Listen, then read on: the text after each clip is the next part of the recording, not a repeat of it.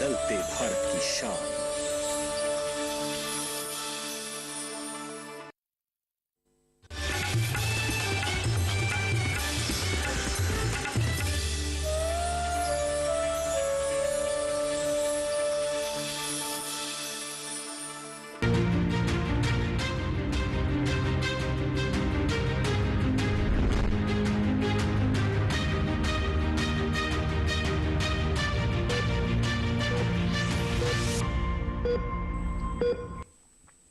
आप सभी का स्वागत है स्वस्थ किसान कार्यक्रम में।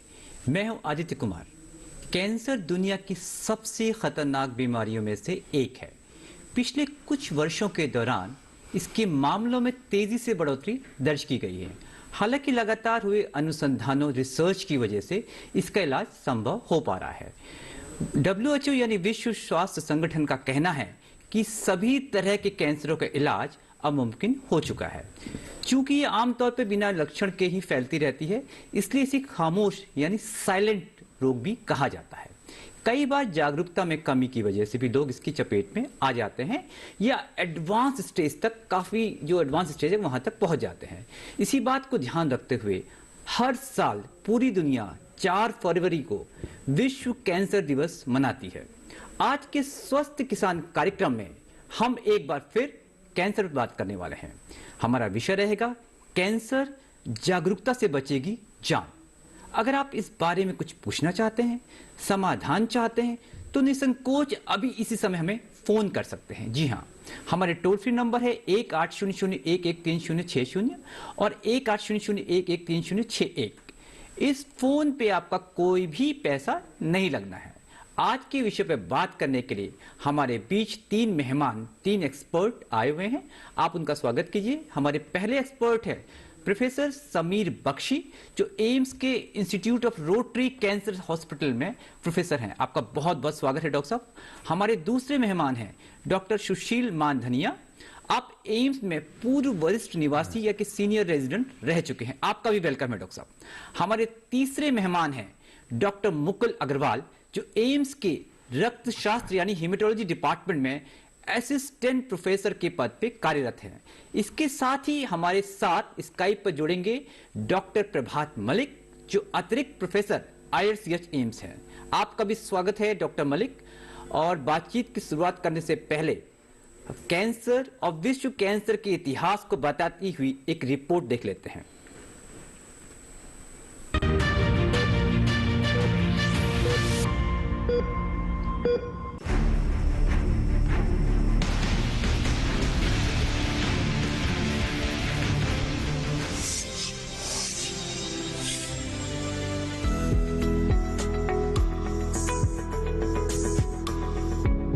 कैंसर कोई नई बीमारी नहीं, बल्कि करोड़ों साल पुराना रोग है।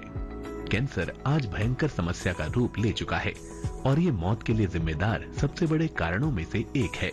2021 में मेडिकल जांच के बाद पूरी दुनिया के 2 करोड़ लोग इसके शिकार पाए गए, जबकि इससे मरने वालों की संख्या 1 करोड़ थी। वैसे तो सैकड़ों तरह के कैंसर होते हैं, लेकिन skin cancer, breast cancer, lung cancer, prostate cancer, colorectal cancer, bladder cancer, melanoma, lymphoma और किडनी कैंसर सबसे आम है। दरअसल ज्यादा और कम आय वाले देशों के बीच कैंसर के इलाज की सुविधाओं को लेकर बहुत ज्यादा अंतर है। 90% धनी देशों में कैंसर के ठोस इलाज की सुविधा है, जबकि कम आय वाले 15% से भी कम देश अपने नागरिकों को इस तरह की सुविधा दे पा रहे हैं।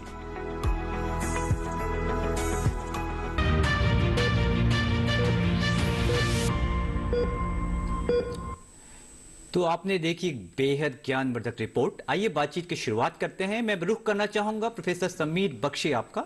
डॉक्टर साहब, कैंसर की बीमारी होती क्या? डॉक्टर साहब, हमें आसान शब्दों में बताएं। तो अगर मैं आसान शब्द में बोलूं तो कैंसर की बीमारी हमारे बॉडी में सेल्स हैं जी, जो ग्रो करते हैं जी, और उनकी नॉर्मल वे में डेथ भी होती है। अच्छा, तो एक कहते हैं कि कंट्रोल्ड वे में ग्रोथ होती है, नियंत्रित वे में ग्रोथ होती है जी। तो उसमें उसको नॉर्मल सी माना जाता है। अच्छा। यदि ग्रोथ हद से ज्यादा बढ़ जाए जी। या उनका नॉर्मल मरना बंद हो जाए जी। तो उस केस में वो अपनी बाउंड्री से बाहर चला जाता है। जी। इसको सिंपल भाषा में मैं कैंसर कहूंगा। बिल्कुल। और ये किसी भी सेल का हो सकता है शरीर में। जी डॉक्टर साहब। चाहे चाहे वो माउथ का हो, जी। चाहे ब्रेस्ट में हो, जी। चाहे लंग्स में हो, चाहे किसी भी अंग का हो सकता है। बिल्कुल डॉक्टर साहब, आप ये बताना चाह रहे हैं कि शरीर का कोई भी अंग अछूता नहीं है कैंसर से, और कहीं भी कैंसर की घटना हो सकती है। जी। अब मैं रुक करना चाहूंगा डॉक्टर सुशील मानधनिया आपका। डॉक्टर साहब, कॉमन कैंसर्स के बारे में हमें बताएं जो आमतौर पे पाए जाते हैं, उसी बारे में। देखिए, हम बात कर रहे हैं हमारे देश की, इंडिया की। आज देखेंगे तो 140 करोड़ की हमारी आबादी है, और हर साल देश में आप देखते हैं तो 14 लाख के आसपास नए मरीज है, और 30 लाख के आसपास एक्सिस्टिंग कैंसर के केसेस है। नियरली 4 लाख डेथ हो रही है। हमारा डेटा, वेस्टर्न डेटा, दोनों में काफी फर्क है। हमारे यहाँ जो कॉमन कैंसर हम देखने में आते हैं वो मेल्स, जो पुरुषों में देखा जाता है कि lung cancer, oral cancer, GI cancer. GI का मतलब होता है कि कोलोन के, बड़ी आंत के, छोटी आंत के कैंसर जो होते हैं। और लेडीज में जो कॉमन कैंसर देखे जाते हैं generally breast cancer, cervix cancer, साथ में फिर ओरल कैंसर आते हैं। तो ये जो है, पर ये रीजन से भी डिफर होते हैं। जैसे कुछ रीजन्स में ओरल कैंसर बहुत ज्यादा है क्योंकि तंबाकू, खर्रे का प्रमाण उस रीजन में बहुत ज्यादा होने के कारण ओरल कैंसर का प्रमाण ज्यादा देखने में मिलता है। आप ये कहना चाह रहे हैं कि देश के अलग अलग हिस्सों में अलग अलग तरह के कैंसर हैं, और हमारे प्रोग्राम को देखते हुए हमारे एक दर्शक जुड़ चुके हैं। आइए उनका सवाल ले लेते हैं। नंद स्वरूप, बहुत बहुत स्वागत है आपका हमारे कार्यक्रम में। अपना सवाल पूछिए। हेलो। हाँ जी नंद स्वरूप जी, अपना सवाल पूछिए। नमस्कार सर, मैं नंद स्वरूप मिश्रा हूँ, बाराबंकी। मैं जानना ये चाहता हूँ कि कैंसर के कौन कौन से लक्षण होते हैं, हमें डॉक्टर के पास कब जाना चाहिए? बिल्कुल, मैं डॉक्टर बख्शी आपसे रिक्वेस्ट करूंगा डॉक्टर साहब। ठीक है। तो कैंसर के लक्षण आप ऐसा समझिए, कोई भी शरीर में अगर गांठ पाई जाए जो हद से ज्यादा बढ़नी शुरू हो जाए तो उसकी जांच करानी बहुत आवश्यक है। जी। अब कई गांठें होती हैं शरीर में जो सालों रहती हैं, जी। उनको आप इग्नोर कर सकते हैं या उनकी उतनी वैल्यू नहीं होती। लेकिन कोई भी गांठ जो पहले से हो या कोई नई गांठ आए तो उसकी जांच बहुत आवश्यक है। ये एक सिम्टम हो गया। जी। अगला लक्षण ऐसा हो सकता है, कोई भी प्रकार का बुखार जो कई हफ्तों तक ठीक ना हो रहा हो, वैसे भी आप जांच कराएंगे लेकिन उसमें भी कई बार ऐसा सोचा जाता है कि वो कैंसर हो सकता है। उसकी जांच जरूरी है। तीसरा लक्षण ये है कि हद से ज्यादा वजन कम होना। मान लो 3 महीने में किसी का 5 से 10 किलो वजन कम हो जाए तो ये भी एक कैंसर का लक्षण है। और चौथा, ब्लड कैंसर जो होते हैं उसमें खून की कमी होना, खून बहने की ताकत ना रोक पाने की जो ताकत है वो हट जाना, यानी ब्लीडिंग होना। ऐसे सिम्टम अगर आए तो वो भी ब्लड कैंसर के लक्षण हो सकते हैं। बिल्कुल डॉक्टर साहब, यही आप बताने चाह रहे हैं, अगर ये लक्षण दिखाई दे तो हमें सतर्क होने की जरूरत है। जरूरी नहीं है कि वो कैंसर ही हो, लेकिन हमें जांच अवश्य एक्सपर्ट से मिलना चाहिए। और डॉक्टर मुकुल, मैं आपका रुख करना चाहूंगा। डॉक्टर साहब बेसिकली हेमेटोलॉजिस्ट हैं, रक्त विज्ञान के विशेषज्ञ हैं। तो डॉक्टर साहब, जो ब्लड कैंसर्स होते हैं कौन कौन से प्रकार होते हैं इनके, कितने प्रकार के होते हैं? तो ब्लड कैंसर जो रहते हैं ये मुख्यतः 2 तरह के रहते हैं। एक जिसको हम लोग लिम्फॉइड कहते हैं जी, दूसरा हम लोग माइलॉइड कहते हैं जी। तो ये जो कैंसर है ये ब्लड के अंदर जो अस्थि मज्जा जो रहती है शरीर के अंदर, वहां से उपजते हैं और पूरे शरीर में, क्योंकि ब्लड फैलर चलता है तो सारे शरीर में ही ये फैले हुए रहते हैं जी। इसके सिवा ब्लड कैंसर्स में हम लोग लिम्फोमा नाम के जो गांठ के कैंसर्स होते हैं जी, उनको भी गिनते हैं। तो मुख्यतः लिम्फॉइड कैंसर, माइलॉइड कैंसर और गांठ के कैंसर या लिम्फोमा जी। डॉक्टर साहब, डॉक्टर बख्शी मैं आपका रुख करना चाहूंगा। डॉक्टर साहब, आप एक जाने माने बच्चों के कैंसर विशेषज्ञ हैं। डॉक्टर साहब, बच्चों में या ऐसे लोग जिनकी हेल्दी हैबिट्स हैं उसके बावजूद भी उनको कैंसर हो जाता है, डॉक्टर साहब उसकी क्या वजह है आप समझते हैं? तो पहली चीज तो ये है कि बच्चों में जो कैंसर है वो किसी कारण से नहीं हो रहा जी। वो हमारे जो आसपास का एनवायरनमेंट है उसमें क्या क्या हमारे शरीर में चेंज हो रहे हैं उनसे होता है। अच्छा। और मैं एक ये जरूर एक मैसेज देना चाहूंगा, कई बार जब बच्चों में कैंसर होता है तो माँ बाप सोचते हैं कि हमारे खाने पीने से उससे हो गया या बच्चे ने कुछ खाया पिया तो उससे हो गया। ऐसा नहीं है। अच्छा। और दूसरी बात ये भी मैं कहना चाहूंगा कि कई लोग सोचते हैं कि क्योंकि ये माँ बाप के द्वारा जी बच्चों में गया, ऐसा भी बहुत रेयर है। बहुत अच्छा। कुछ ही कैंसर हैं ऐसे हैं बच्चों में जो ऐसे पाए जाते हैं। तो आमतौर पे ये आप समझ आनुवंशिक लीजिए नहीं है डॉक्टर साहब आमतौर पे। बिल्कुल। तो ये आमतौर पे अगर मैं बोलूं तो कुछ एनवायरनमेंट में चेंजेस होते हैं, जैसे कभी किसी को कोई बीमारी हो जाती है जी डॉक्टर साहब। अनफॉर्चुनेटली या बदकिस्मती से ये बीमारी हो जाती है। जी जी। तो ये समझना चाहिए, उनका कोई कारण नहीं है। बिल्कुल। इसके अगर हम एडल्ट में देखते हैं, बड़ों में देखते हैं, तो बहुत सारे कैंसर्स के कारण हैं जी।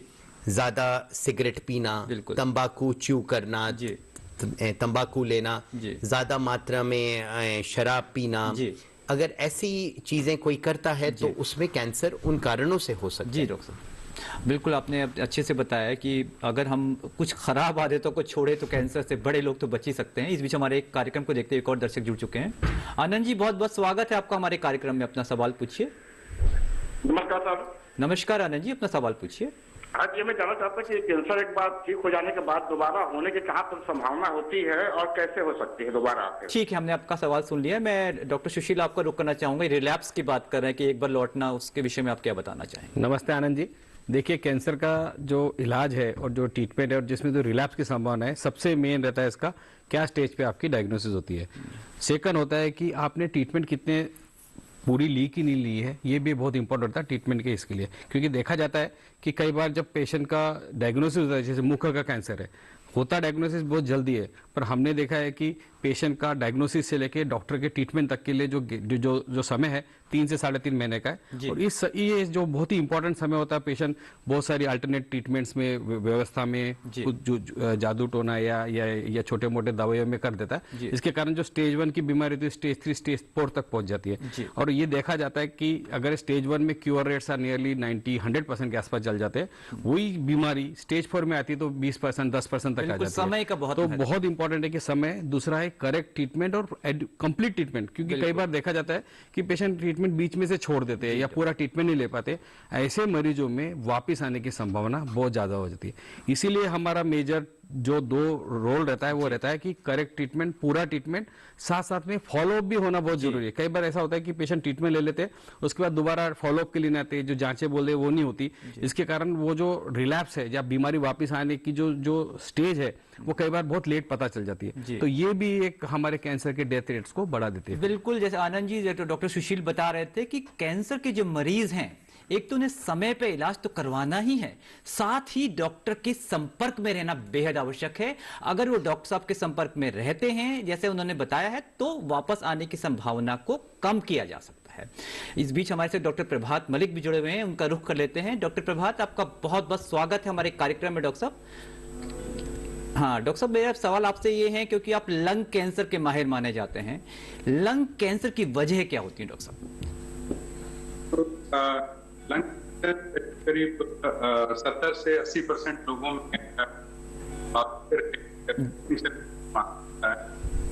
कॉमन कॉज इसके लिए तंबाकू का के रूप में या सेकंड हैंड तंबाकू का जो अगर एक्सपोजर होता है तो वो लंग कैंसर का सबसे मुख्य कारण माना जाता है। आप देखते हैं कि बहुत सारे मरीज हम देखते हैं जो कि जिन्होंने कभी स्मोक नहीं जी में भी आज एनवायरमेंट में बढ़ता हुआ पॉल्यूशन और जो कुछ ऐसे हम आपका ऑडियो ठीक कराने की मैं रिक्वेस्ट करूंगा पैनल प्रोड्यूसर को, अगर डॉक्टर साहब का ऑडियो आप ठीक करा दें, क्योंकि अधूरी बात हमें समझ में आई है। तो आप डॉक्टर साहब यही कहना चाह रहे थे कि लंग कैंसर की कई वजह हैं, इन्वायरमेंट भी उसमें है एक वजह, और हम आपका फिर से रुख करेंगे। अगर हम सुन पा रहे हैं और आपको आवाज एक बार साफ आ रही है तो आप हमें उस सवाल का जवाब पूरा कर सकते हैं। हेलो, हम डॉक्टर प्रभात का दोबारा रुख करेंगे। मैं डॉक्टर मुकुल आपका रुख करना चाहूंगा। डॉक्टर साहब, अभी आप बता रहे थे कि जो कैंसर की वजह, स्पेशली जो ब्लड कैंसर की वजह, क्या क्या इसकी वजह होती, कोई खास उस पर आप हमें प्रकाश डालना चाहेंगे? ब्लड कैंसर के ज्यादातर ऑलमोस्ट सारे ही जो मरीज होते हैं उनमें कोई खास वजह नहीं होती है। अच्छा। ऐसा नहीं रहता कि किसी कारणवश ब्लड कैंसर हुआ, जैसा प्रोफेसर साहब ने बताया, प्रोफेसर बख्शी ने बताया जी, बच्चों में एक बहुत ही माइनर परसेंटेज केसेस होते हैं जिसमें आनुवांशिक होने के चांसेस होते हैं। अदरवाइज ब्लड कैंसर की मुख्यतः कोई ऐसा खास वजह नहीं रहती है। ज्यादातर जो है कैंसर जो है थोड़ा खराब किस्मत, और जो हम लोग कैंसर के लिए म्यूटेशन बोलते हैं वो म्यूटेशन के कारण हो रहे होते हैं। डॉक्टर साहब, म्यूटेशन को थोड़ा हमें आसान शब्दों में बताएं हमारे दर्शक को तो बेटर है। म्यूटेशन मीन जीन में परिवर्तन कुछ हो जाता है, इस तरह यही जो कैंसर के जो नॉर्मल सेल जो शरीर के अंदर होते हैं, जो नॉर्मल अंश जो शरीर के अंदर होते हैं, उनके जेनेटिक स्वरूप में अगर जो बदलाव आते हैं जो खुद ठीक नहीं कर पाता है शरीर, उसको हम लोग म्यूटेशन बोलते हैं। डॉक्टर साहब, एक ईमेल भी आप ही के लिए आई है। डॉक्टर साहब, अतुल हैं दिल्ली से, इनके मामा को ब्लड कैंसर की बीमारी है, ये बता रहे हैं 20 वर्षों से इनके मामा को ब्लड कैंसर की बीमारी है, क्या इनको भी ब्लड कैंसर हो सकता है? एक तो इनका ये सवाल है।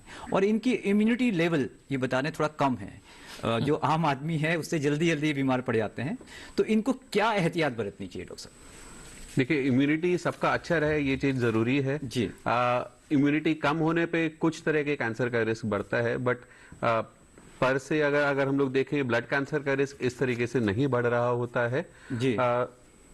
उनके अंकल को जो बीमारी है 20 साल से अगर इलाज चल रहा है तो ये अच्छा है कि उनका बीमारी काबू में है जी। ये एक चीज अच्छा रहता है। आजकल कुछ ऐसे कैंसर हैं जिसमें दवाइयों से, उपचार से मरीज का जो जीने की संभावनाएं है वो आम जनता के बराबर आ गई हैं जी। तो ये आजकल के उपचार का और ट्रीटमेंट का ये फर्क है बिल्कुल। तो ये एक बहुत अच्छा चीज है, बट उनसे ये बीमारी इनके अंदर मरीज से बीमारी उनके रिश्तेदारों में या घर वालों में जाए, ऐसा होने का चांसेस ना के बराबर नहीं है डॉक्टर साहब। आनुवांशिक नहीं है, ना के बराबर। अगर भांजे मामा को है तो भांजे को होने का ऐसा चांसेस नहीं है, he is fearful about himself. बिल्कुल, ऐसा कोई ऐसा संभावना नहीं है कि उनको जाए जी। डॉक्टर बख्शी, आपका रुकना जाएंगे डॉक्टर साहब, कैंसर स्क्रीनिंग के बारे में बताएं डॉक्टर साहब, क्योंकि कैंसर स्क्रीनिंग पे हमारी भारत सरकार भी और समय समय पर हमारा स्वास्थ्य मंत्रालय पे भी बड़ा जोर देता है। डॉक्टर साहब, कितना इंपॉर्टेंस है और आप अपने सेंटर में क्या कुछ इस तरह की स्क्रीनिंग का प्रोविजन रखते हैं? तो कैंसर स्क्रीनिंग का मतलब है कि हम कैंसर को जी, अगर कैंसर है किसी में तो हम ऐसी स्टेज पे पकड़ें जो अर्ली स्टेज हो। बिल्कुल डॉक्टर साहब, तब उसका फायदा है क्योंकि हम उसको ट्रीटमेंट देकर 90 to 100% क्योर कर सकते हैं। बहुत बड़ा रेट है। जैसे डॉक्टर सुशील ने बताया, मुंह का कैंसर अगर स्टेज 1 पे पाया जाता है तो मतलब 90 to 100% लोग उसके क्योर हो जाते हैं। वही जब स्टेज 4 पे पाया जाता है तो 10% या 20% क्योर होते हैं। बहुत बड़ा अंतर है। तो ये इसलिए स्क्रीनिंग का मतलब है कि हम अर्ली स्टेज पे पकड़ें। तो हम ऐसे कौन से कैंसर हैं जिनको हम अर्ली स्टेज पे पकड़ सकते हैं जी। अलग अलग टेस्ट के, एक होता है छाती का कैंसर, ब्रेस्ट कैंसर जिसको कहते हैं। यदि उसमें हम स्क्रीनिंग करते हैं तो अर्ली स्टेज पे पाते हैं तो मैं समझता हूं 90% से ज्यादा लोग उसके क्योर हो सकते हैं। ठीक है डॉक्टर साहब। ऐसे ही एक होता है बच्चेदानी का कैंसर जिसको हम सर्विक्स कैंसर बोलते हैं, उसकी भी अगर स्क्रीनिंग करते हैं अर्ली स्टेज पे तो 80-90% लोग उसके क्योर हो सकते हैं। बिल्कुल डॉक्टर साहब। तो इस प्रकार के कैंसर हम अर्ली स्टेज पे पकड़ के क्योर कर सकते हैं, इसलिए स्क्रीनिंग का बहुत महत्वपूर्ण है। बिल्कुल डॉक्टर साहब, अभी बीच में हमारे देश ने, हमारे माननीय गृह मंत्री साहब ने एक सर्वाइकल कैंसर की वैक्सीन, स्वदेशी वैक्सीन भी लॉन्च की है, जो कि बड़ा प्राइड मोमेंट है पूरे देश के लिए। डॉक्टर साहब, वैक्सीन का क्या रोल होता है डॉक्टर साहब? तो सर्वाइकल कैंसर जो है या जो बच्चेदानी का कैंसर है उसका एक इन्फेक्शन से रोल पाया गया है जिसको हम कहते हैं HPV वायरस जी। अगर ये वायरस होता है, बार बार इन्फेक्शन होता है तो उसमें लेडीज में इस प्रकार का कैंसर हो सकता है, और इसी इन्फेक्शन ये ना हो उसके लिए ये वैक्सीन है। और आमतौर पे ये वैक्सीन एक लड़की में जब वो अपना प्यूबर्टी जब आती है या जैसे करीब 14-15 साल की जब होती है तब उस वक्त ये वैक्सीन ले लेनी चाहिए बिल्कुल उसके लिए, और उससे ये कैंसर प्रिवेंट होता है। बिल्कुल डॉक्टर साहब कह रहे हैं एक निर्धारित आयु है जिसमें अगर बच्ची को ये दे दिया जाए तो उसकी आने वाली जो उसका जीवन है वो कैंसर, HPV वाले कैंसर से मुक्त हो सकता है। बिल्कुल। तो ये बहुत बड़ी गिफ्ट अगर पेरेंट्स अपने बच्चों को दे सकते हैं और इसकी बहुत ही आवश्यकता है वैक्सीनेशन से, अगर किसी बच्चे की जान बच जाए। इस बीच हमारे एक दर्शक जुड़ चुके हैं, उनका सवाल ले लेते हैं। नागेंद्र जी, बहुत बहुत स्वागत है आपका हमारे कार्यक्रम में, अपना सवाल पूछिए। नमस्कार सर। नमस्कार सर, मैं हिमाचल प्रदेश के सरकाघाट मंडी से नागेंद्र सिंह नेगी बोल रहा हूँ। जी नेगी जी। सर, मेरा सवाल यह है कि हिमाचल प्रदेश में जैसे हमारे सेब के बगीचे हैं वहां पर बहुत तेज दवाइयां और पेस्टिसाइड और खाद का इस्तेमाल होता है, जिसके कारण जो है वो बहुत सारी बीमारियां फैलती हैं। इसी तरह से पंजाब के किसानों में भी एक फिरोजपुर कैंसर के नाम से गाड़ी चलती है। तो इन रासायनिक खादों और पेस्टिसाइड की कारण जो कैंसर फैलता है, क्या ये हकीकत है और इससे बचने का समाधान क्या है, ताकि किसानों को कम से कम इससे बचाया जा सके? क्योंकि हालात जो है वो दिनों दिन बदतर हो रहे हैं। विदेशों से दवाइयां आती हैं और ऐसी ऐसी दवाइयां हैं जिनके कारण जो है वो आंखों में जलन, शरीर में खुजली, खाज और दूसरी तरह की मतलब जो आंखें लाल और पूरा शरीर जो है वो अजीबोगरीब जो है वो उसकी स्थिति बन जाती है। बहुत अच्छा सवाल है आपका, बहुत अच्छा सवाल है। मैं रुक करना चाहूंगा डॉक्टर मानधनिया आपका, अगर आप इनके सवाल का जवाब दें। बहुत अच्छा प्रश्न है नेगी जी, और ये समस्या हमें काफी दिनों से तकलीफ भी दे रही है। आप देखेंगे कि ये जो पिछले 15 सालों में और 15 साल के पहले कैंसर में काफी परिवर्तन आया है, कैंसर में काफी नंबर्स बढ़े, तेजी बढ़ी। इसका कारण वन ऑफ दी जो रीजन है वो है कि जो हम बहुत ज्यादा केमिकल ये जो इंसेक्टिसाइड यूज कर रहे हैं। अब आप देखेंगे कि इंसेक्टिसाइड का रोल क्या है, ये जंतुओं को मारता है। तो ये जब जंतुओं को मारता है तो आपके शरीर पे भी वो इफेक्ट करेगा, और मोस्टली ये जो इफेक्ट करता है आपके सेल्स के डीएनए लेवल पे करता है। तो ये वन ऑफ द रीजन है कि डीएनए डैमेज होने के कारण कैंसर की संभावना इसमें बढ़ जाती है। तो इसमें देखिए कि मैं जो एक कुछ जगह पे काम करता हूँ, जो रूरल पॉपुलेशन है, जहाँ पे केमिकल फर्टिलाइजर का यूज बहुत कम है, और जो जनता है जहाँ पे केमिकल फर्टिलाइजर का यूज बहुत ज्यादा है, हमने देखा है कि कैंसर का प्रमाण उस जगह पे बहुत ज्यादा है। इसका one of the reason is this only. तो आपको देखना पड़ेगा कि हमारा जो पहले का पद्धत था, सनातन जो पद्धत थी पहले की, उसमें कभी भी ये कोई फर्टिलाइजर वगैरह या केमिकल्स कभी यूज नहीं होते थे, दे वर ऑल ऑर्गेनिक।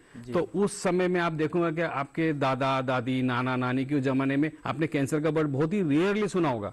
और ये जो शब्द है अभी आप देखोगे कि हर घर में, आजू में, बाजू में, सब जगह पे कोई ना कोई मरीज, किसी के ना किसी घर में कैंसर जरूर है।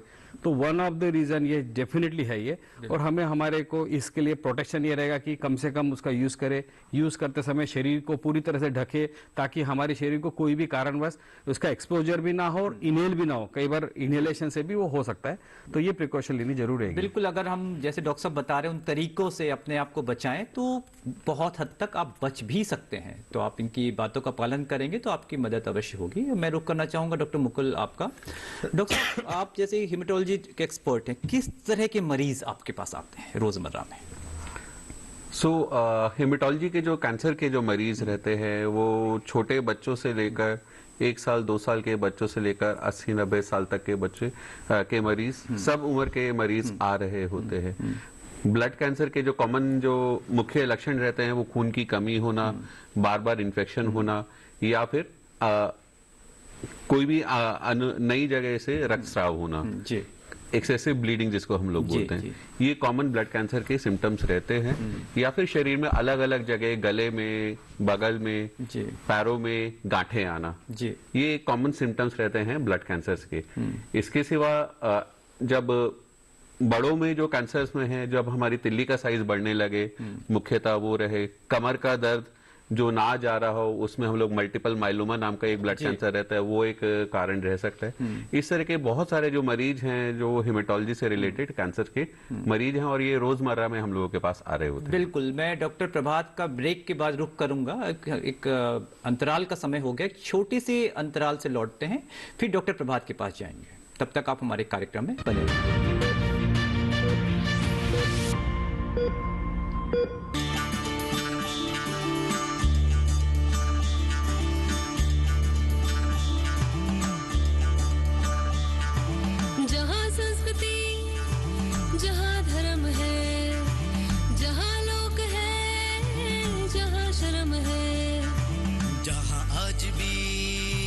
वचन बड़े हैं, सीना तान गए, किश्क गड़े हैं, जहाँ बसता है अपना भारत, उस पगडंडी साथ चले। चलो गाँव चले, चलो गाँव चले, चलो गाँव चले, चलो गाँव चले, चलो गाँव चले, गाँव चले, चलो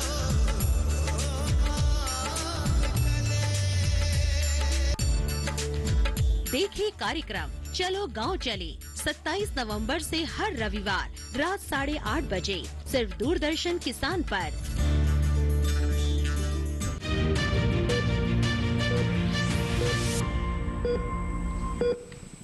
ब्रेक के बाद आप सभी का स्वागत है।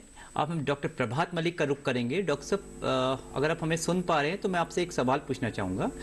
आप जो लंग कैंसर स्पेशलिस्ट हैं, तो लंग कैंसर आपने हमें थोड़ी देर बताया कि किस वजह से होता है, तो इसके अलावा हम आपसे इम्यूनोथेरेपी और टारगेटेड थेरेपी के बारे में भी जानना चाहेंगे। और जो पैसिव स्मोकिंग है उसका कितना रोल होता है, कितना उसकी भूमिका रहती है? क्योंकि एक आपने देखा होगा कि पब्लिक की जगह पे कई लोग सिगरेट स्मोकिंग करते रहते हैं, तो उनके आसपास जो बैठे रहते हैं उनको कैंसर का कितना खतरा बना रहता है? डॉक्टर साहब, जानना क्या मेरी आवाज आपको? हाँ जी, सुनाई दे रही है। हाँ डॉक्टर साहब, तो जैसा कि मैं पहले बता रहा था कि अधिकतर केसेस में लंग कैंसर का जो मुख्य कारण है नॉन स्मोकर्स लंग कैंसर के साथ आ रहे हैं, तो जब हम डिटेल में हमें पता चलता है कि उनको सेकंड हैंड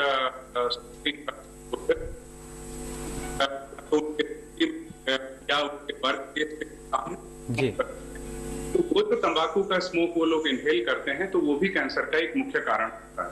अच्छा। तो नॉन स्मोकर्स में जो रिसर्च से जो पता चला है कि नॉन स्मोकर्स में जो लंग कैंसर का मुख्य कारण बिल्कुल, और मुख्यतः यह जो सेकंड हैंड स्मोक में जो इनहेल किया स्मोक है वो इसके लिए रिस्पॉन्सिबल।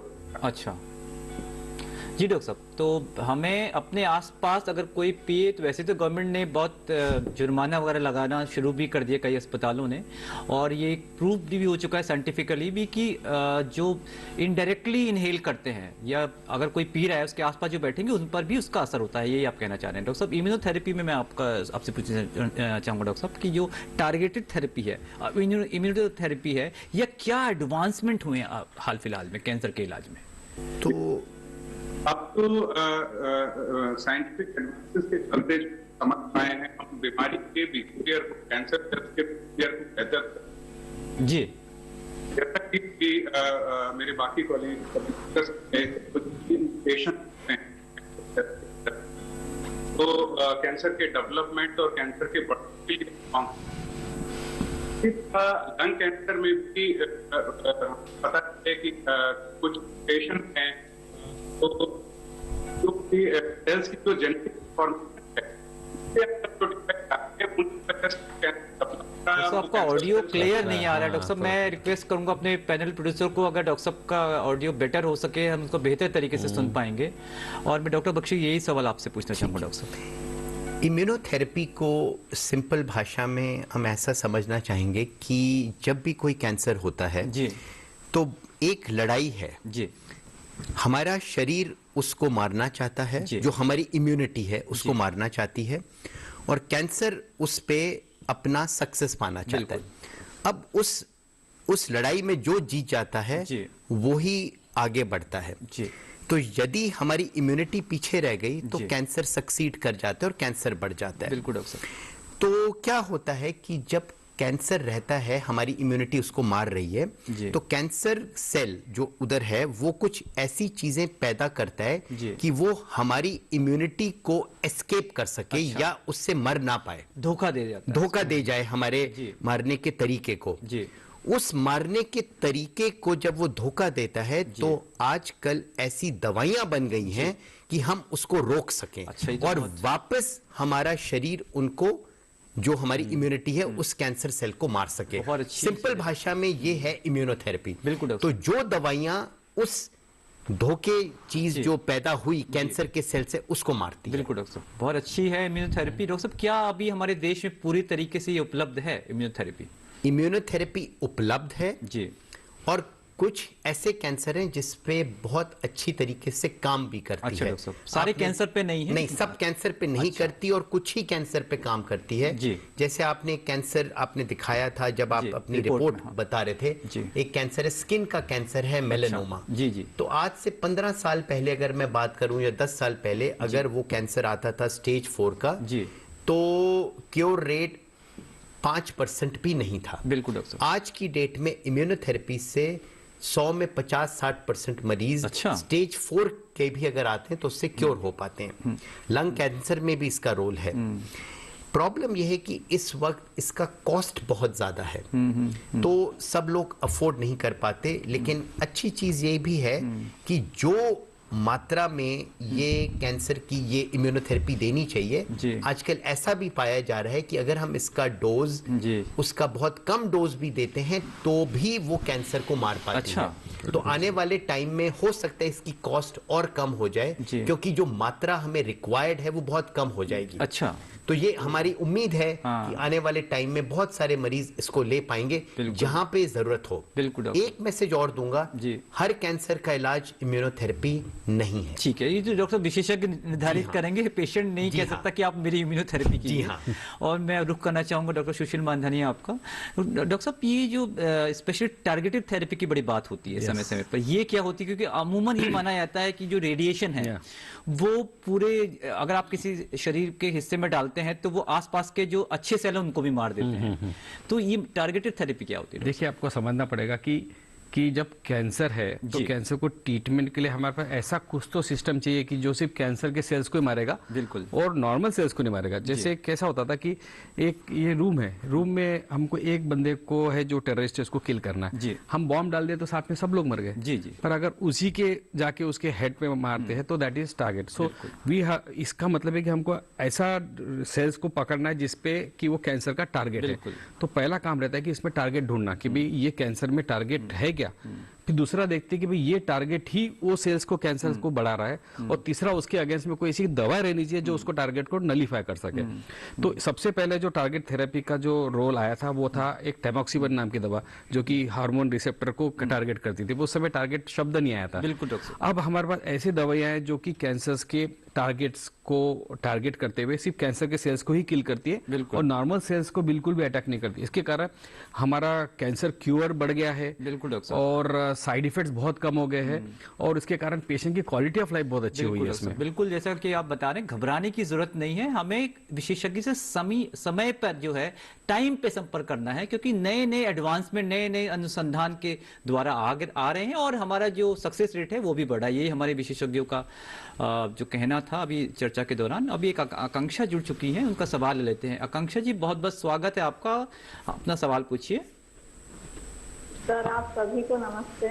नमस्ते मैडम जी। सर, हमें ये पूछना है कि क्या कोई ऐसे सुपर फूड हैं, खाने पीने की कोई ऐसे फल सब्जी या कोई चीजें हैं सुपर फूड जिनका नियमित रूप से सेवन किया जाए तो कैंसर होने की संभावना काफी कम हो जाए? बहुत अच्छा सवाल है। प्रिवेंशन, ये बचाव तो बेहद आवश्यक है। और मैं रुख करना चाहूंगा अगर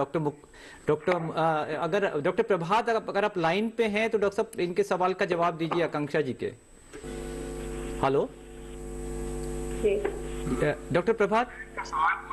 हाँ, ये पूछना चाह रही थी कि क्या कोई डाइट, कोई ऐसा खाना है, ऐसे सुपर फूड है जिससे हम कैंसर से बच सकते हैं? सुपर फूड कोई स्पेशल फूड या ऐसे बचाव के तौर पे खाने की कोई विशेष चीजें ऐसी नहीं है जिनसे बचाव किया जा सकता है जी। हालांकि कुछ स्टडीज में ये दिखाया गया है कि अगर हम फल और सब्जियों का सेवन ज्यादा करते हैं जी हीट के कंपैरिजन में, तो उसमें कैंसर के रिस्क कम होते हैं। अच्छा, बिल्कुल, रिस्क कम किया जा सकता है, लेकिन एक तरह पूरी तरीके से बचा नहीं जा सकता। वो तो और तरीके भी अब हम चर्चा में अभी सामने आएंगे। डॉक्टर बख्शी, अगर आप कुछ इसमें ऐड करना चाहें। तो जैसे डॉक्टर प्रभात मलिक ने कहा कि फल सब्जियां ज्यादा खाते हैं तो वो हेल्दी फूड माना जाता है जी। ऐसा नहीं है कि नॉनवेज फूड हेल्दी नहीं है जी। नॉनवेज फूड में जिसको हम कहते हैं रेड मीट, एक होता है रेड मीट, एक होता है व्हाइट मीट जी। रेड मीट से मतलब है जो जैसे जिसको हम कहते हैं मटन या जो बकरे का मीट होता है जी। तो ऐसा जो मीट है वो ऐसा पाया गया है वर्ल्ड में कि उन लोगों में जो आंतों का कैंसर है वो ज्यादा मात्रा में पाया जाता है, जहाँ पे ये अनुसंधान के द्वारा सिद्ध हो चुका है। ये पाया गया है विदेश में, क्योंकि ये गौ मांस बहुत खाया जाता है, तो उसमें पाया गया है कि वहां पर आंतों का कैंसर कहीं ज्यादा मात्रा में पाया जाता है। बिल्कुल डॉक्टर साहब, तो वो हमें अवॉइड करना चाहिए। बिल्कुल बिल्कुल। आप कुछ कहना चाह रहे हैं डॉक्टर? कैसा है ना कि जो हमारा खाने पीने का जो पद्धत है उसका पैटर्न बहुत चेंज हो गया है। बिल्कुल डॉक्टर साहब। और आप देखोगे कि बहुत सारे कैंसर ना फैट डिपेंडेंट है, ओबेसिटी डिपेंडेंट है। और आप देखोगे कि आज से 10 साल पहले और अभी में आज मॉल में जाइए, आप देखिए 50-60% बच्चे आपको ओबेसी दिखेंगे। बिल्कुल डॉक्टर साहब। तो क्या होगा कि हमारा जो पैटर्न चेंज हो गया, खाने के जो फैट इंटेक बहुत बढ़ गया, लैक ऑफ एक्सरसाइज हो गई है, खाने पीने का जो लेट नाइट्स का जो भोजन हो गया है इसमें। और कुछ रिलेटेड जो सब्जियां के बारे में मैं बोलना चाहूंगा कि कई बार कैसा होता है कि जो सब्जियां फल इसमें खेतों में होती है उस पर छिड़काव जरूर होता है, तो उसका एक कोई लिमिटेड टाइम रहता है कि भी आप 10 दिन 12 दिन बाद उसको प्लग करिए। कई बार ऐसा होता है कि 3rd day 4th day market में आ जाती है, तो it has got a very high concentration of chemical. और आप जितने देखोगे फ्रूट्स अब सब आर्टिफिशियली राइपन होते हैं, जितने भी फ्रूट्स, तो दे आर एडिंग, ये हमारे कैंसर के रिस्क को बढ़ा रहे हैं, वो समस्या को और बढ़ा रहे हैं, यही आप कहना चाह रहे हैं डॉक्टर साहब। उनका भी एक भूमिका है। अगर हम ये चीजों छोटी छोटी बातों को अगर एहतियात रखें तो प्रॉब्लम से बच सकते हैं। डॉक्टर मुकुल, आपका रुख करना चाहेंगे डॉक्टर साहब, कीमोथेरेपी जब किसी मान लो किसी कैंसर को हो जाए, किसी मरीज को कैंसर का हो जाए, तो उसके इलाज के लिए वो डॉक्टर्स का रुख करते हैं। कीमोथेरेपी के बारे में बड़ी धारणाएं हैं कि उसके ये नुकसान है, बाल झड़ जाते हैं, इम्यूनिटी कम हो जाती है। डॉक्टर साहब उस विषय में थोड़ा सा बताएं। तो जो भी कैंसर का दवाई है मोटा मोटा उसको हम लोग कीमोथेरेपी बोलते हैं, ठीक है। तो कैंसर की दवाई पूरा कीमोथेरेपी। कैंसर की दवाई अगर पूरा शरीर में अगर दी जाती है तो वो कैंसर के साथ साथ शरीर के और जो सेल हैं, जो और अंग हैं, उनके ऊपर भी कुछ प्रभाव डालती है, जिसको हम लोग साइड इफेक्ट बोलते हैं। कैंसर सेल कम होते हैं बट शरीर के जो और अंग हैं उनके ऊपर भी कुछ कुछ इफेक्ट आ रहे होते हैं। आजकल फायदा क्या है, आजकल जैसे आपने बताया इम्यूनोथेरेपी और टारगेटेड थेरेपी, उनका एक और जो फायदा जो है उनके साथ, वो बहुत सारी ऐसी दवाई जो केवल कैंसर सेल के ऊपर ज्यादा काम करती हैं और बाकी सेल्स के ऊपर उनका असर काफी कम होता है। तो ये टारगेटेड थेरेपी और इम्यूनोथेरेपी का ये एक और एडवांटेज हो जाता है। तो जो कन्वेंशनल कीमोथेरेपी या जो मुख्यतः जो पुराना जो कीमोथेरेपी रहता था, उसके ऐसे बहुत सारे साइड इफेक्ट्स रहते थे, जैसे बाल झड़ना, दस्त होना, उल्टियां होना। आजकल जो टारगेटेड थेरेपी है या इम्यूनोथेरेपी है, उसके कुछ चढ़ते हुए रिएक्शंस होना, रैश वगैरह आना या शरीर पे दाने वगैरह आना, थोड़ा इम्यूनिटी के ऊपर कम होना, ये सारी चीजें कॉमन ये साइड इफेक्ट्स अभी भी हैं। लेकिन ये चीज हमें डॉक्टर से बात करके और प्रॉपर उसमें काउंसलिंग के साथ हम लोग इनको बात करके, हम लोग पहले से हमें आइडिया रहता है कि क्या साइड इफेक्ट इसमें एक्सपेक्टेड हैं, और बहुत सारे साइड इफेक्ट्स को कम करने के लिए डॉक्टर्स जो हैं काफी सारी दवाइयां साथ में और कहना चाह रहे हैं कि अगर हम अपने विशेषज्ञ की नॉलेज में लाएं, उनको बताएं कि हमें ये दिक्कतें हो रही है, तो वो समाधान बता सकते हैं। वो समाधान बताते हैं। बहुत चीजों का प्रिवेंशन भी इसमें साथ साथ रहता है, जैसे कीमोथेरेपी के साथ वॉमिटिंग के चांसेस रहते हैं, उल्टी होने के चांसेस हैं। तो बहुत सारी ऐसी दवाइयां हैं जो कैंसर की जो वॉमिटिंग करती हैं, उल्टी करती है, तो उसके लिए दवाई आपको पहले से दी जा सकती है। दवाइयां हैं ऐसी जो ब्लड की रिपोर्ट को कम करती हैं, तो उसके लिए ग्रोथ फैक्टर वगैरह जो और जो चीजें हैं वो दिए जा सकते हैं। बिल्कुल। डॉक्टर सुशील, आप कुछ कहना चाह रहे हैं? डॉक्टर साहब देखिए, कैसा होता है कि हमको समझना पड़ेगा साइड इफेक्ट्स क्या है। साइड इफेक्ट्स का मतलब होता है सह परिणाम जो होने वाले। हम जो डरते हैं उसको बोलते हैं दुष्परिणाम, टॉक्सिक इफेक्ट। ये दोनों में फर्क है पहले चीज। अब दूसरा कैसा होगा कि आज की कीमोथेरेपी और आज से 10 साल की कीमोथेरेपी पहले में बहुत फर्क है, क्योंकि हमारे पास सपोर्ट सिस्टम बहुत स्ट्रांग आ गया है। जैसे डॉक्टर साहब ने बताया कि काउंट्स के इंजेक्शन आ गए, एंटी एमिलिटीज इतने अच्छे आ गए, और हमारा कीमोथेरेपी का देने का तरीका चेंज हुआ है। और पहले और आज में कैसा नहीं कि पहले कीमोथेरेपी कितने एक्सपर्ट्स नहीं थे। आज ऑन्कोलॉजिस्ट जो है, जो कि 3 साल की प्रॉपर ट्रेनिंग करके जाते हैं, तो उनको समझता है कि कौन से पेशेंट में क्या मरीज में कितने डोज में देना है। आपने हम जो प्रैक्टिस में देखते हैं कि कई बार पेशेंट को कहीं और कीमोथेरेपी लग जाती है और उसका डोज जो होता है वो काफी ज्यादा भी हो सकता है, because they are not trained in this. तो इसका ट्रेनिंग बहुत इंपॉर्टेंट है। और क्या होता है कि हर सिंगल एक जूता सभी पैरों को नहीं आता, वैसा है इसमें। तो हम जब कीमोथेरेपी देते हैं तो हम ये देखते हैं कि पेशेंट का एज क्या है, उसके मॉर्बिडिटीज क्या, डायबिटीज है, हाइपरटेंशन है, उसको इस्केमिक हार्ट डिसीज है। तो हमको डोज मॉडिफिकेशन भी बहुत इंपॉर्टेंट होते हैं, जो कि एक एक्सपर्ट कर पाता है। पर जो मैंने देखा कि जो नॉन एक्सपर्ट्स है जनरली वो कर नहीं पाते, और उसके कारण भी इसको खराब नाम मिला है। बिल्कुल डॉक्टर साहब। डॉक्टर प्रभात, आपका रुख करना चाहेंगे? डॉक्टर साहब, अगर हम अपने देश की पूरे विश्व स्तर पे बात करें तो हमारे देश में और जो पश्चिमी जगत है, इलाज में क्या अंतर है? डॉक्टर साहब, मैं मरीजों के लिहाज से आपसे सवाल पूछ रहा हूँ। इलाज में आज की तारीख में मैं नहीं समझता कि बहुत ज्यादा फर्क है, क्योंकि हमारे यहाँ हमारे देश में भी ज्यादातर जो रिसेंट टेक्निक्स हैं, रिसेंट टेक्नोलॉजी है, नई दवाइयां हैं, सर्जिकल टेक्निक है और एक्सपर्टीज है, तो ज्यादातर चीजें अब हमारे देश में उपलब्ध हैं। दवाइयों की जहां तक बात करें तो बहुत सारी नई दवाइयां हमारे देश में ऑलरेडी आ चुकी हैं, बहुत सारी दवाइयां अब हमारे देश में डेवलप हो रही हैं जी। बहुत ज्यादा फर्क नहीं है। हाँ, थोड़ा फर्क जरूर है कि जो नए अनुसंधान है या जो न्यू ड्रग डेवलपमेंट है, क्लिनिकल ट्रायल्स हैं, जो कि अब हमारे देश में भी बहुत है, उनकी जो प्रोपोर्शन है थोड़ा पश्चिमी देशों में हमारे यहाँ से ज्यादा है जी। मरीज को, किसी भी कैंसर के मरीज को जो उनका जो निर्धारित ट्रीटमेंट मिल चुका है और उसके आगे भी अगर कोई नए इलाज की उनको जरूरत है, तो उनको एक अपॉर्चुनिटी वहाँ वेस्टर्न कंट्रीज में है कि वो नए क्लिनिकल ट्रायल्स में शामिल हो सकते हैं, जहाँ नई दवाइयों का उनको एक अपॉर्चुनिटी मिलती है। वो अपॉर्चुनिटी अभी हमारे देश में थोड़ी कम है, लेकिन इस तरह से चीजें बढ़ रही है, मुझे लगता है कि आज की तारीख में हम किसी से पीछे नहीं। बिल्कुल, आप यही कहना चाह रहे हैं डॉक्टर साहब कि हमारे देश में भी विश्व स्तरीय सुविधाएं उपलब्ध हैं और भारत सरकार ने हर संभव प्रयास किए हैं कि हमारे जो मरीज हैं उनकी बेहतरी हो सके। इस बीच ब्रेक का समय हो चुका है, अंतराल का। एक छोटे से ब्रेक से लौट के आपसे फिर मिलते हैं, तब तक आप हमारे कार्यक्रम में बने रहिए।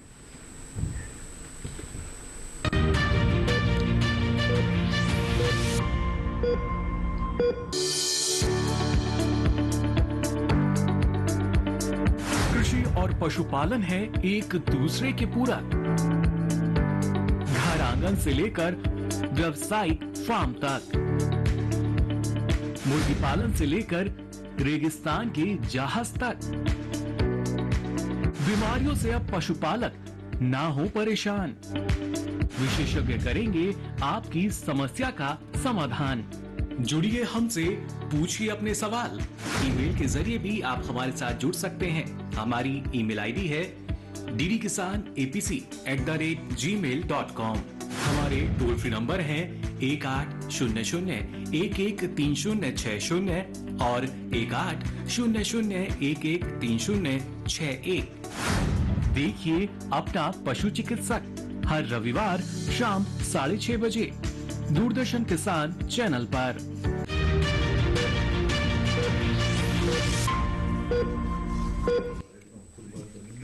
ब्रेक के बाद आप सभी का स्वागत है। एक ईमेल आई है डॉक्टर बख्शी, आपका रुख करना चाहेंगे डॉक्टर साहब। ये अमित जी हैं दिल्ली से। इनका प्लेटलेट काउंट्स नॉर्मल रेंज से हमेशा कम रहता है और डॉक्टर साहब स्मीयर टेस्ट कराने पर भी नॉर्मल आता है। तो इनका सवाल है कि क्या इनको हेमोप्टोसिस का कोई खतरा रहेगा और आने वाली जिंदगी में? हेमोप्टिसिस मैं समझा नहीं। हेमोप्टिसिस खून निकलने का।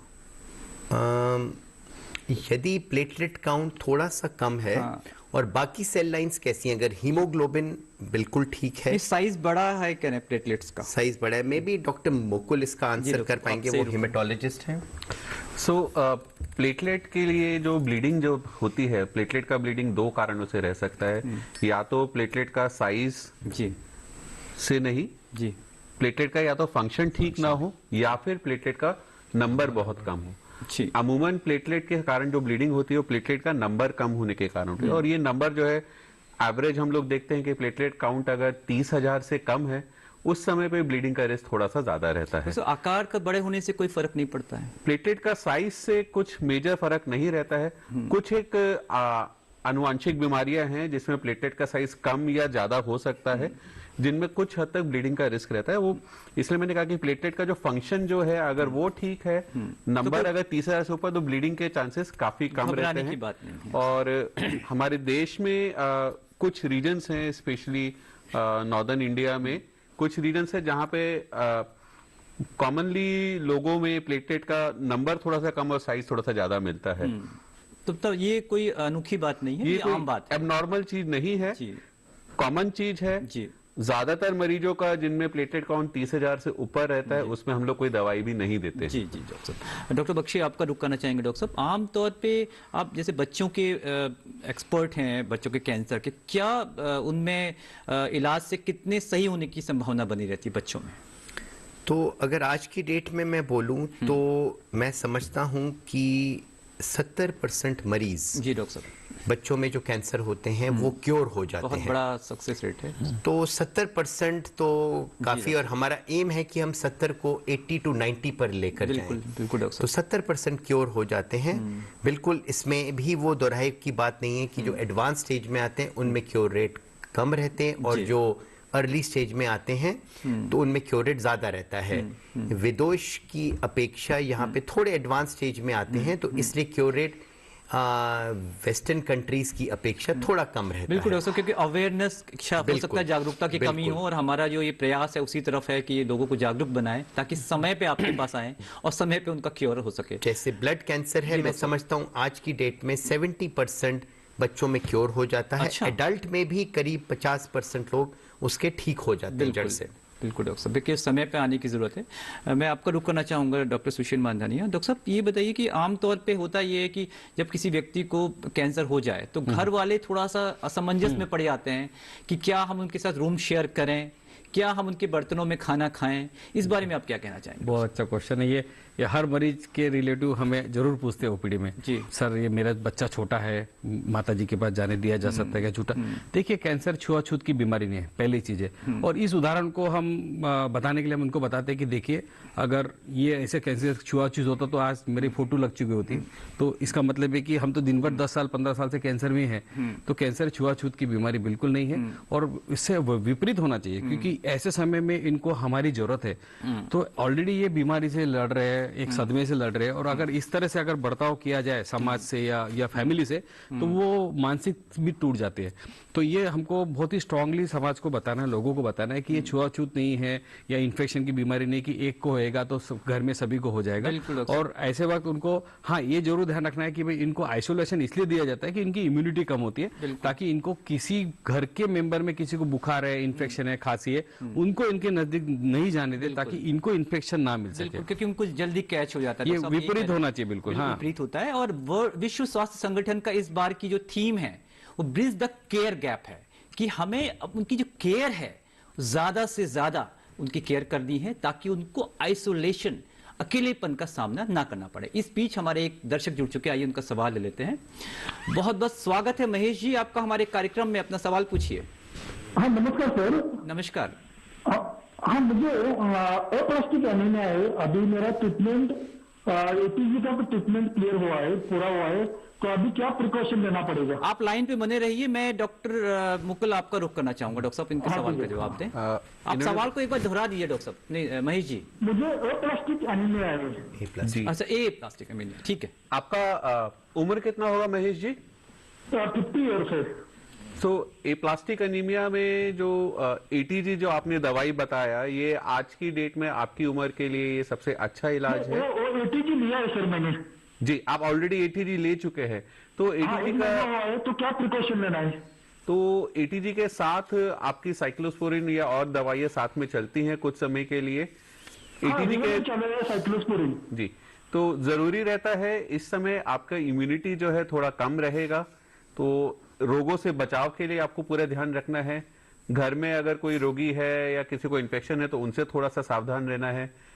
डॉक्टर के पास नियमित रूप से जाना है। दोनों ही दवाइयों के अपने साइड इफेक्ट्स हैं, लिवर पे असर आना, किडनी पर असर आना, ये कॉमन साइड इफेक्ट्स हैं दवाइयों के।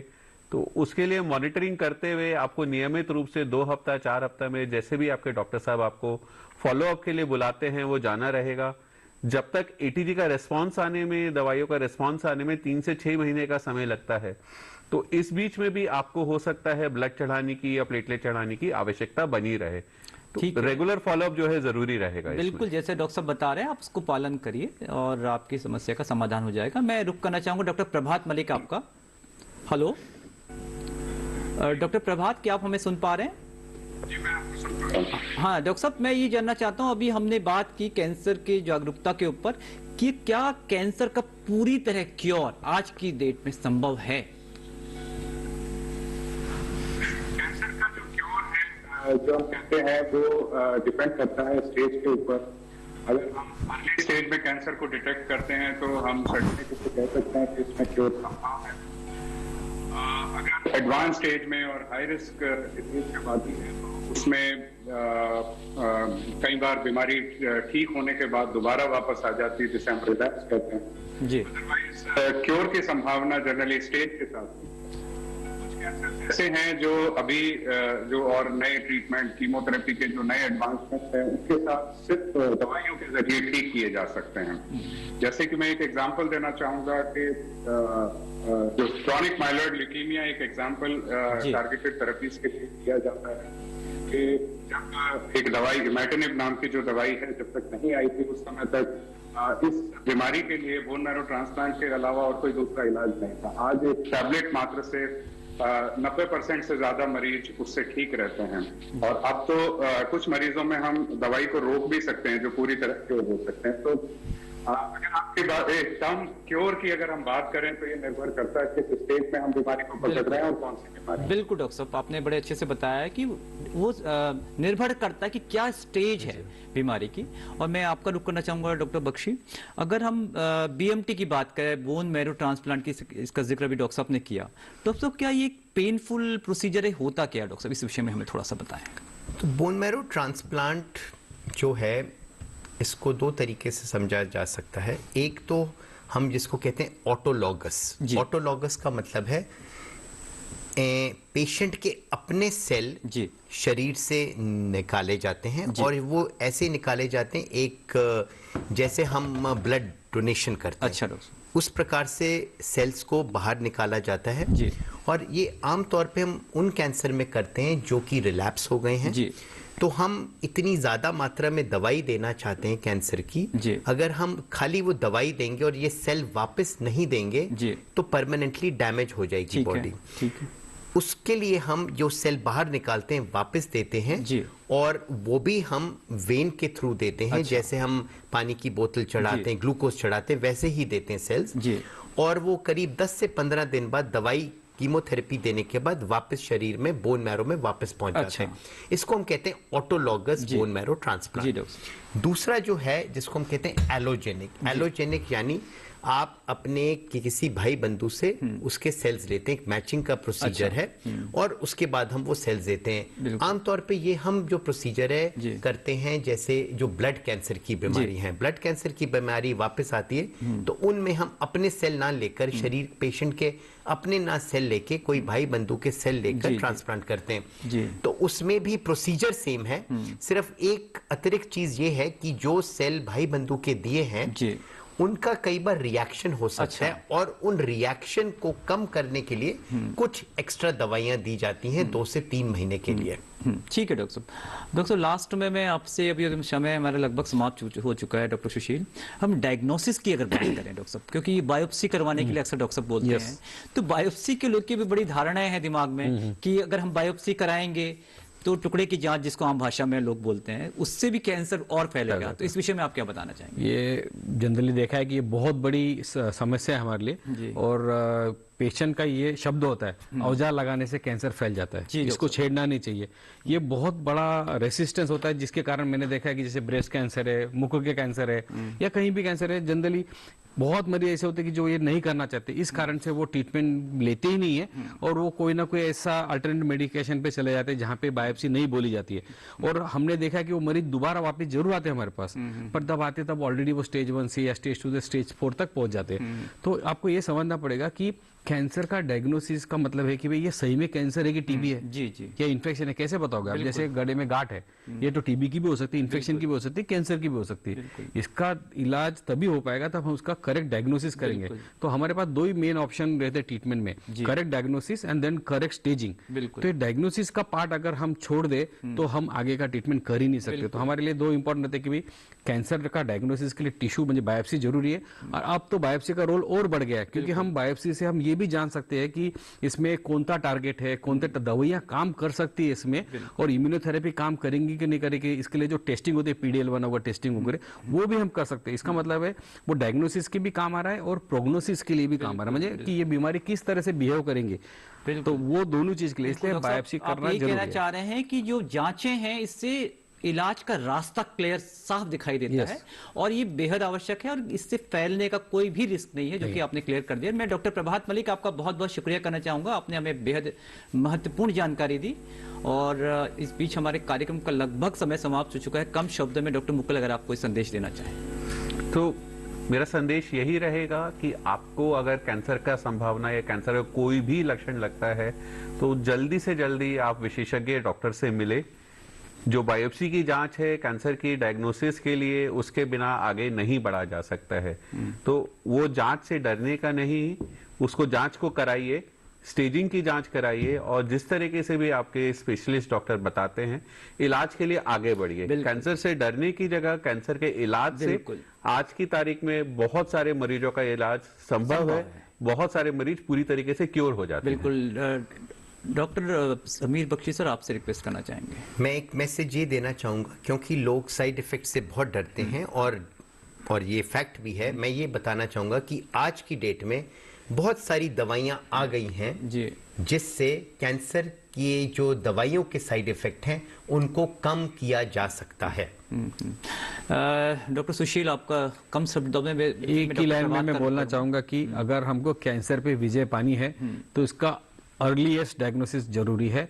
Early diagnosis is the way for cure. तो अर्ली डायग्नोसिस होना बहुत जरूरी है। डॉक्टर प्रभात, आप क्या संदेश देना चाहेंगे? अच्छा डॉक्टर प्रभात, आपका बहुत बहुत शुक्रिया। और हमारी जो आज की बातचीत है उसका लब्बो-लुआब या कंक्लूजन ये निकला है कि वक्त का बहुत इंपॉर्टेंस है। अगर हम समय पे अपने विशेषज्ञ के पास जाएं तो कैंसर पे विजय अवश्य पाई जा सकती है। और हम उम्मीद करते हैं कि दर्शक आपकी दी गई सलाह से लाभान्वित होंगे। आप तीनों का बहुत बहुत शुक्रिया डॉक्टर साहब।